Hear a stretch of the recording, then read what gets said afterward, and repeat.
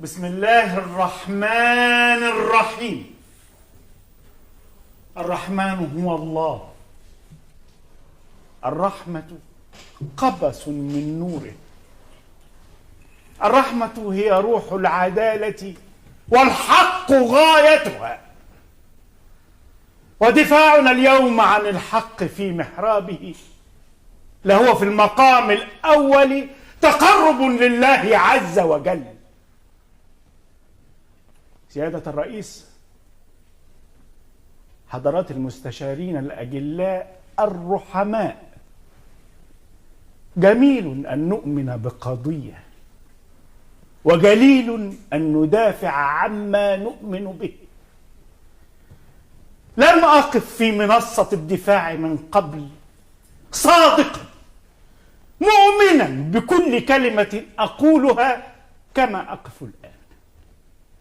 صدق وإيمان بالحق تغلغل إلى أعماقي من خلال عايدة المتهمة التي ربما لم يحتوي هذا القفص اللعين شخصا مثلها من قبل، مثلها في الصدق والشرف والنزاهة والبراءة.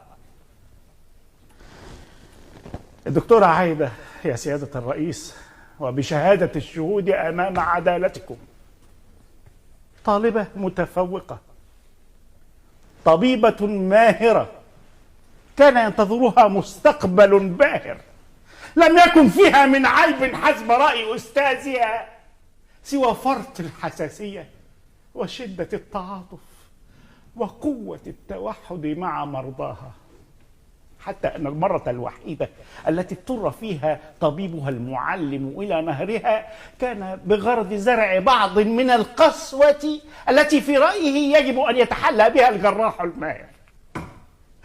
هل هذه مواصفات قاتلة؟ هل قتلت عايدة؟ ما هو القتل يا سيادة الرئيس؟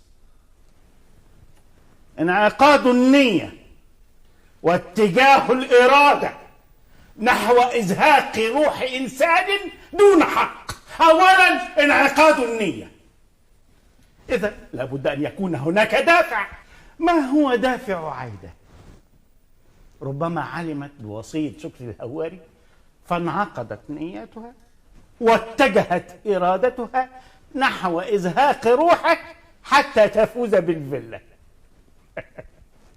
هل هذا طبيعي يا سيادة الرئيس؟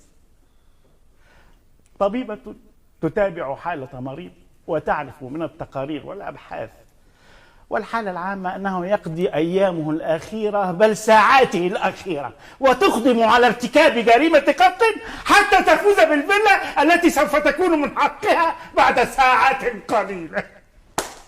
طبعا هذا غير معقول، فما بالكم وعايدة بالفعل لم تكن تعلم بوجود وصية.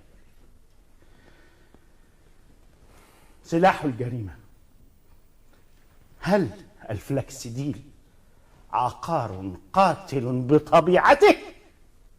التقرير الفني يقول لا. التقرير الفني يا أستاذ بيقول إن الفلكسديل عقار قاتل. اتلهي. إيه؟ أرجو إثبات واقعة الإهانة في محضر الجلسة. ليس في الأمر إهانة يا سيادة الرئيس، أنا بقصد التقرير، بقول له اقرأه. اقرأ التقرير، يعني يتلوه تلاه اتلهي. طول عمرك سوسة.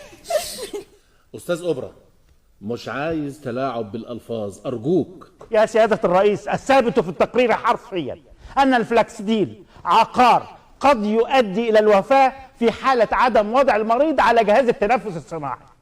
يعني قد يؤدي وقد لا يؤدي، ودي مش صفة العقار القاتل بطبيعته.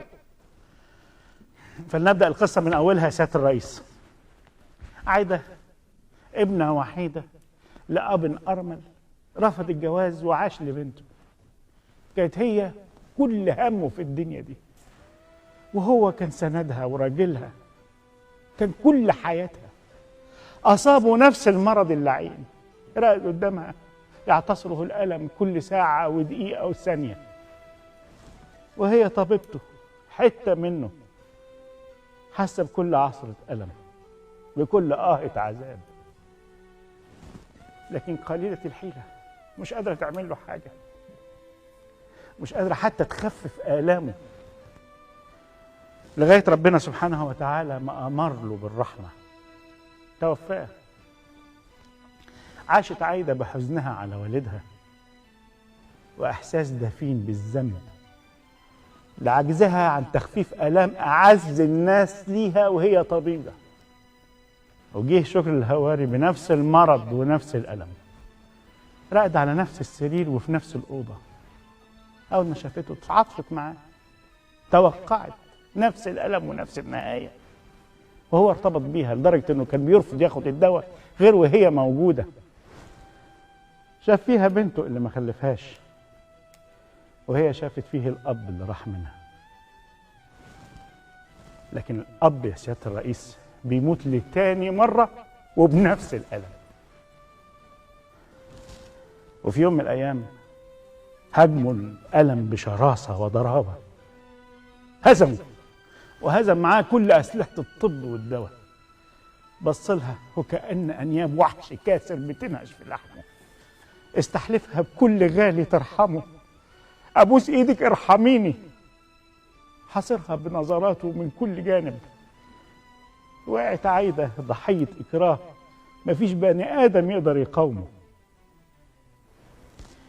ما قدرتش تستحمل موت أبوها مرتين بنفس العذاب، ومات شكر الهواري في هدوء. ويمكن مع آخر نفس طلع من صدره كان بيدعي لها. سيادة الرئيس، هل يجوز هنا القصاص؟ من شروط القصاص أن يطلب ولي الدم القصاص، فإن عفا فلا يجوز القصاص. إذا كان هذا حق ولي الدم، ألا يكون حقا من قبل للمجني عليه نفسه، وهو الذي طلب وألح في طلبه؟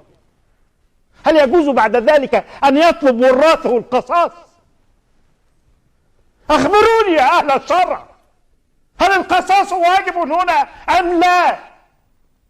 أخبروني يا أهل القانون، هل يجوز الحكم على من ارتكب جريمة تحت إكراه؟ وأنتم تعرفون أن الإكراه المعنوي والأدبي يتساوى مع الإكراه المادي. ألم تقع عايدة تحت إكراه معنوي ونفسي حينما حقنت المجني عليه؟ ألم تكن آلامه وتوسلاته هي التي أفقدتها إدراكها الواعي المتبصر فأقدمت على حقن المجني عليه تحت وطأة هذه الظروف النفسية الصعبة؟ هل يجوز عقابها؟